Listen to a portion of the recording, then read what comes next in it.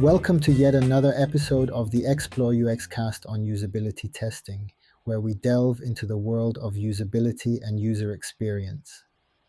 I'm your host, Obruke, and today we're going to talk about how to create user-friendly products through identifying user pain points with usability testing. The best way to design products people love is to see how they actually use them. But first, there's something super important: understanding what users need. I talked about this in a past episode, and if you haven't listened yet, I highly recommend it. Now, to test how easy your product is, you need to figure out what problems your users face. Let's dive in and learn how to find these problems and turn them into amazing design solutions.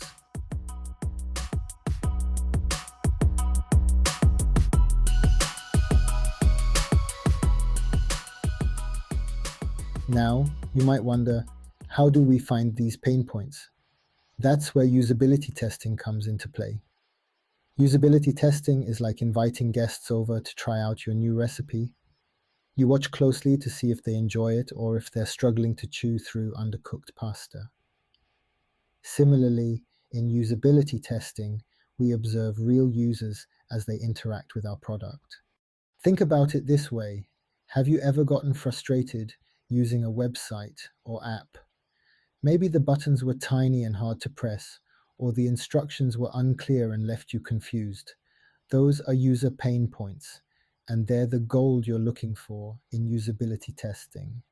So, why do users' pain points matter, you may ask? Usability testing isn't just about making things look pretty, it's about understanding how real people interact with your product and identifying the roadblocks that get in their way. Here's why pain points matter. When you address pain points, you make your product easier and more enjoyable to use. This leads to happier users who are more likely to stick around and become loyal fans. Imagine an online store where the checkout process is complicated and confusing. Users might abandon their carts in frustration, leading to lost sales. By identifying and fixing pain points, you can streamline the process, boost conversions, and increase revenue. Fixing usability issues early on is much cheaper than fixing them after a product launch.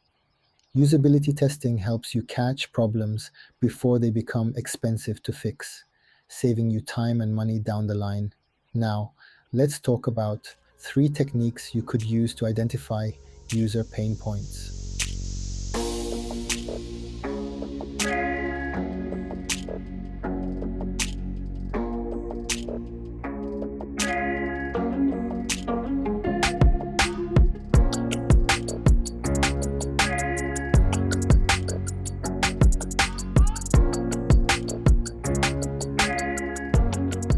The first one is moderated usability testing. This is where you recruit a group of users who represent your target audience and watch them interact with your product while asking them questions. You can observe their body language, listen to their frustrations, and see where they get stuck. This allows you to gain rich insights into the user experience and identify pain points that they might not even vocalize. But keep in mind, rather than asking users questions while they interact with the tested product, it is much better to observe and identify their pain points. By this I mean not putting words in their mouth, by prompting or probing with questions. And there is unmoderated usability testing. This is an online approach where users complete tasks on your product and record their screens and thoughts. It's a good option if you have a limited budget or want to test with a wider audience. While you don't get the same level of detail as moderated testing, it can still be a valuable tool for uncovering usability problems. It's not enough to just see that users are struggling. You need to understand why. Let me give you some tips. Think like a detective.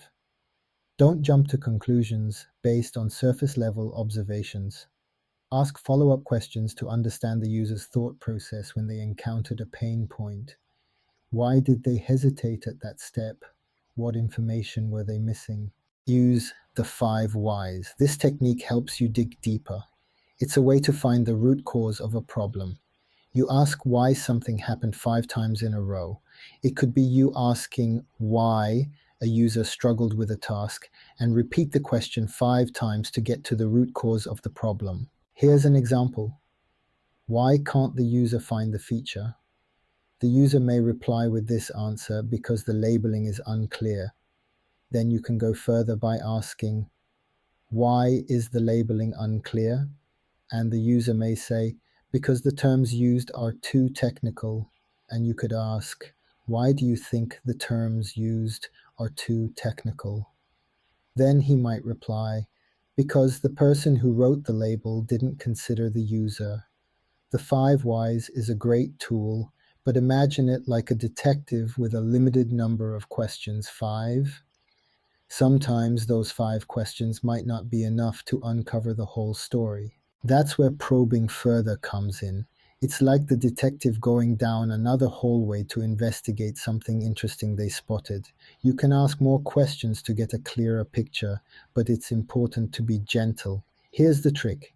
Instead of accusing someone or making them feel defensive, use phrases like, can you tell me more about, or what led you to? This keeps things friendly and helps everyone focus on solving the problem together. For example, in our app example, after finding the unclear label, you could ask, can you tell me more about what made the label unclear? That is you gently asking for details. Or you may ask the user, what other terms did you consider using? This is you exploring other options. By being curious and kind with your questions, you might discover the person who wrote the label just didn't have all the information they needed. This can help you improve the process for everyone in the future. So by asking why 5 times, you go deeper and deeper, uncovering the real reason, the root of the problem. This helps you fix the app in a way that solves the user's trouble, not just a symptom. And tell me what's wrong and why you never said you felt that way.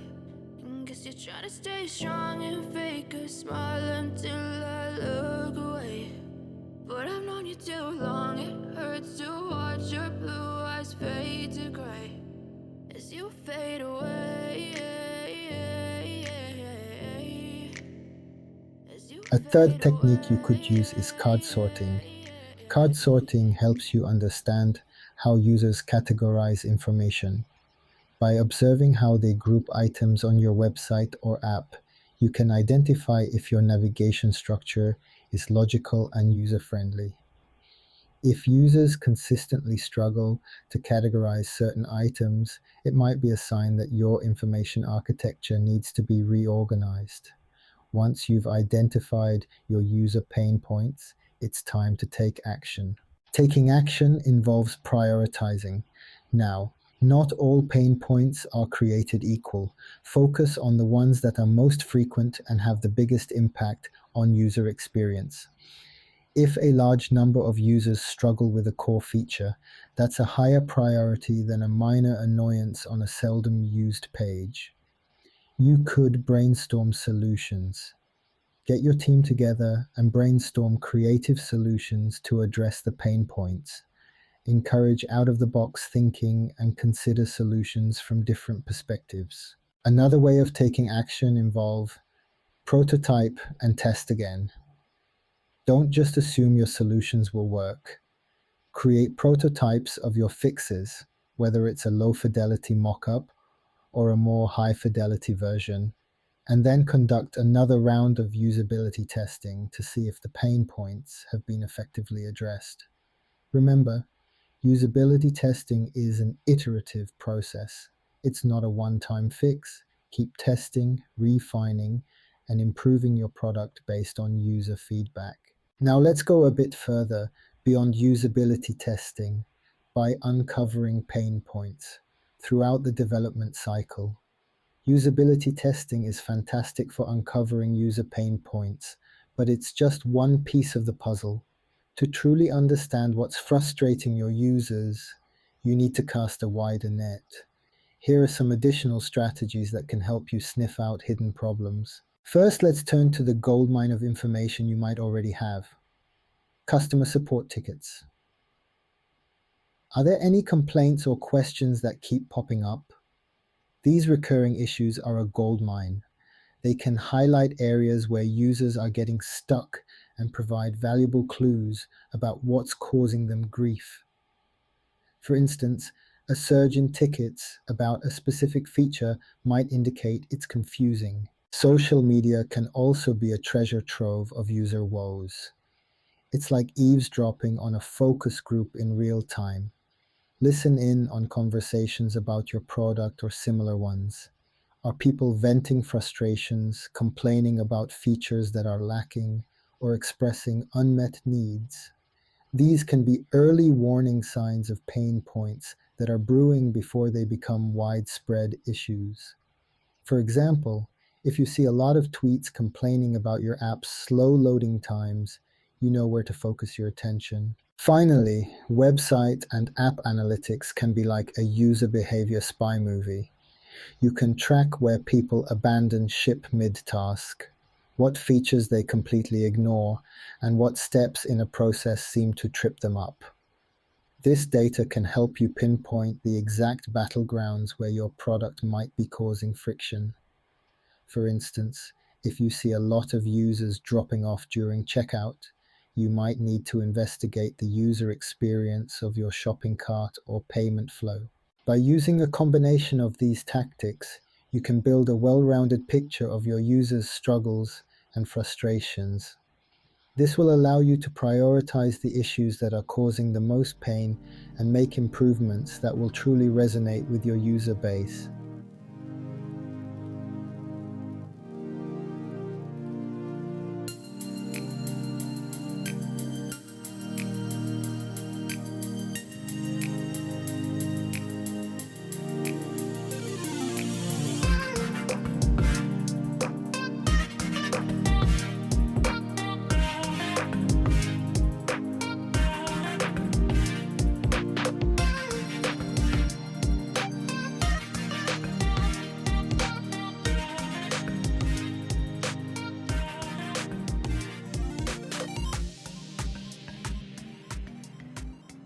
Curious about the latest UX trends? Sign up for our UX newsletter on LinkedIn. See the link in the description section of this episode. Final thoughts. By actively seeking out user pain points and addressing them head on, you can create a product that's not just functional, but truly delightful to use. Making the digital world friendlier isn't just about fancy features, it's about understanding what trips users up. On the next episode, we'll dive deeper into the world of user experience, uncovering hidden frustrations and smoothing the way for a happier online journey. Remember, happy users are loyal users, and that's the key to long-term success. Do you have any questions about identifying user pain points? Get in touch using the email address in the description, or feel free to reach out on social media. That's all for this episode of Identifying User Pain Points Through Usability Testing. In the meantime, keep empathy and curiosity at the forefront of your design thinking. Thanks for listening, cheers, and have a good one.